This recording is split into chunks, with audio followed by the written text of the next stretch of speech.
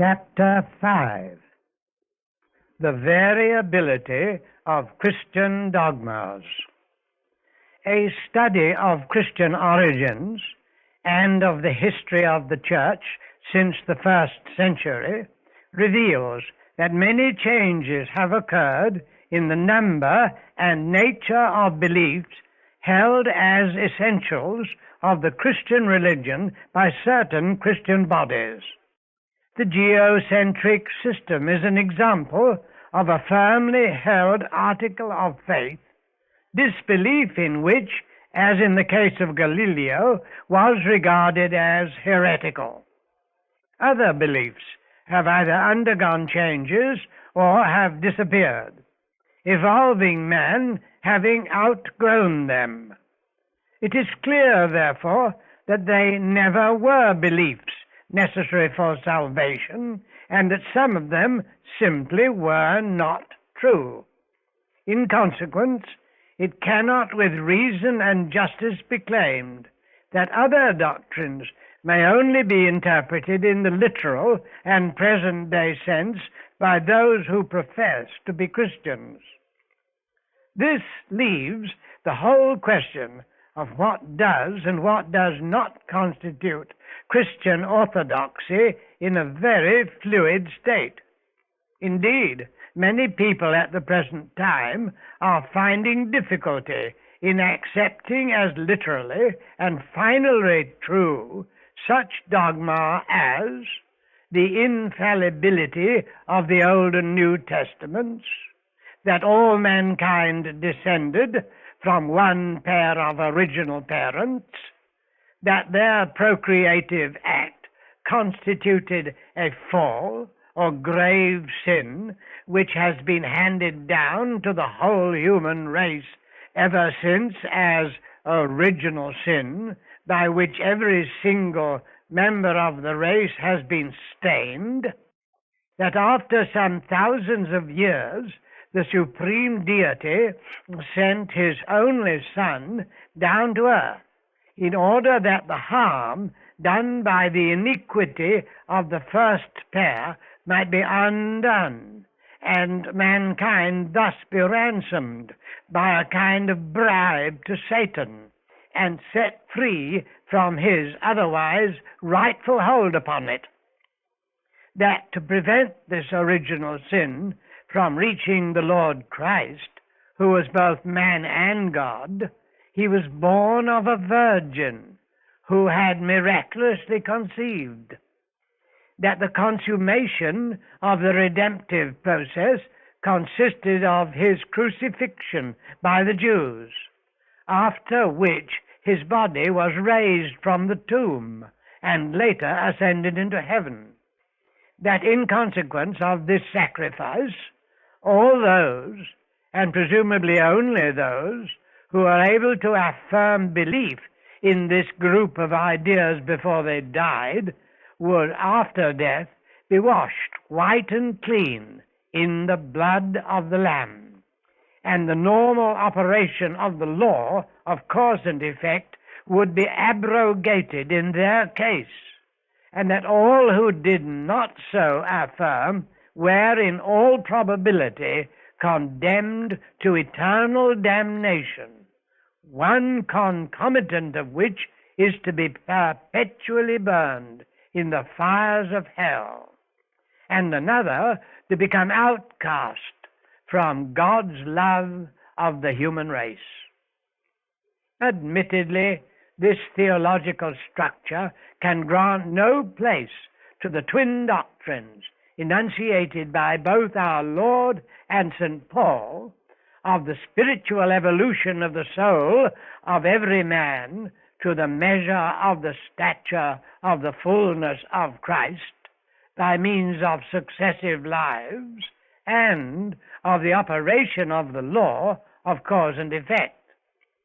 If belief in the fall and redemption of man, according to these doctrines, be the unchanging and unfailing hallmark of the true Christian, then, indeed, neither reincarnation nor karma can be regarded as acceptable by churches established in such belief. Yet, certain Christian denominations and individual Christians, believing that they may lawfully profess and call themselves Christian, do not adhere to the literal reading of this set of doctrines. Some of them find an allegorical and mystical meaning which permits a conviction that no spiritual soul, whatever his belief, can ever be lost or ever excluded from the love of God, and that all his sons shall one day reach his feet, however far they stray.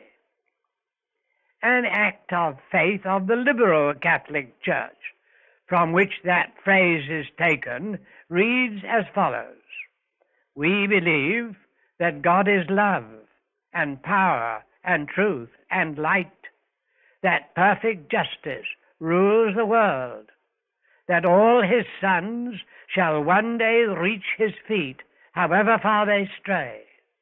We hold the fatherhood of God, the brotherhood of man. We know that we do serve him best when best we serve our brother man. So shall his blessing rest on us and peace forevermore."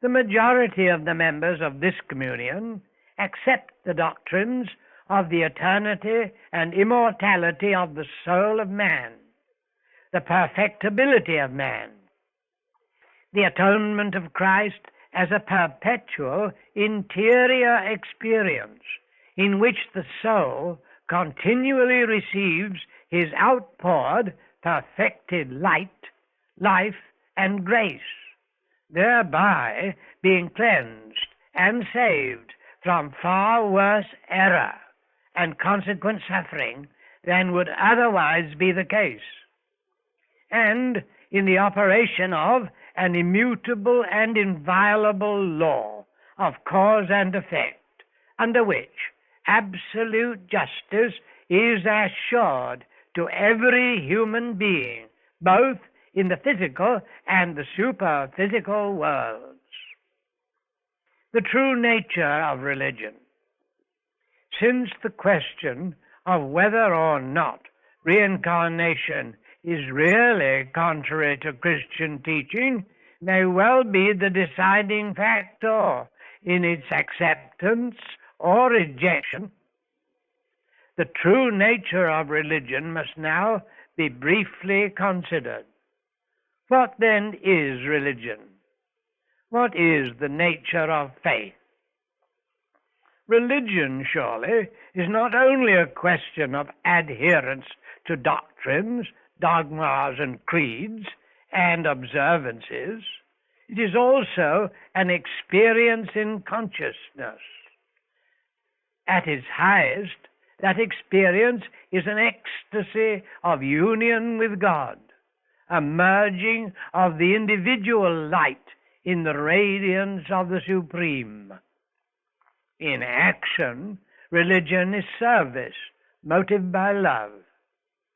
The essential of any faith is to live the life, and the Christian life can be simply described by such sentences as, "Christ is our foundation.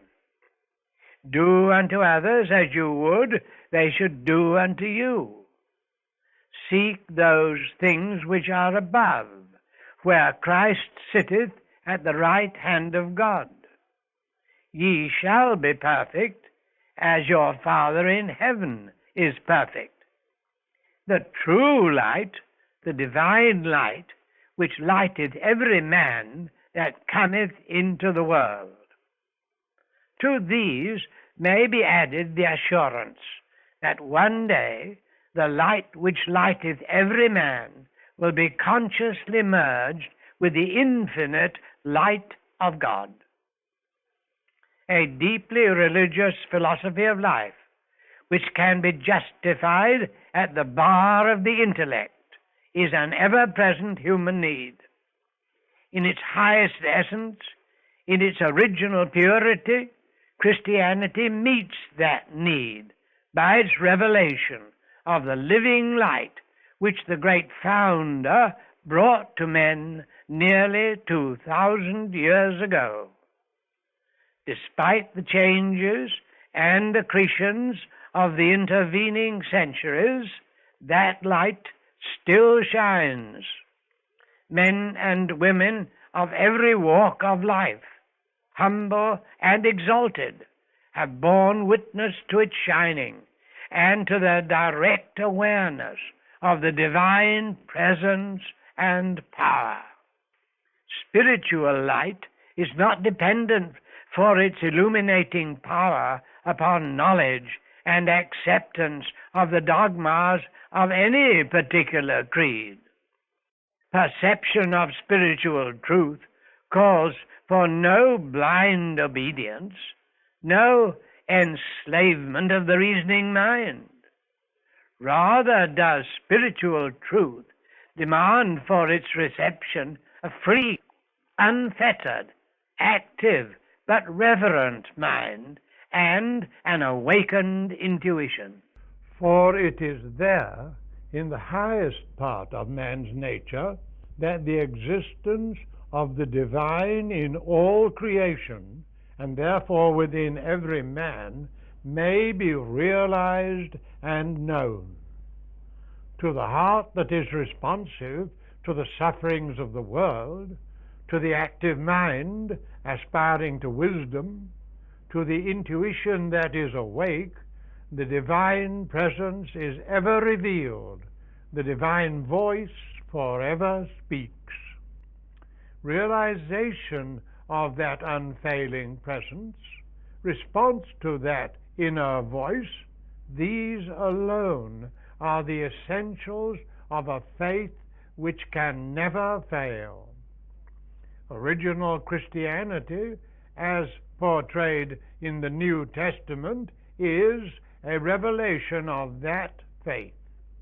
By this standard and the quoted evidence of the Bible itself, no violence is done to the Christian orthodoxy by acceptance of the doctrine of rebirth.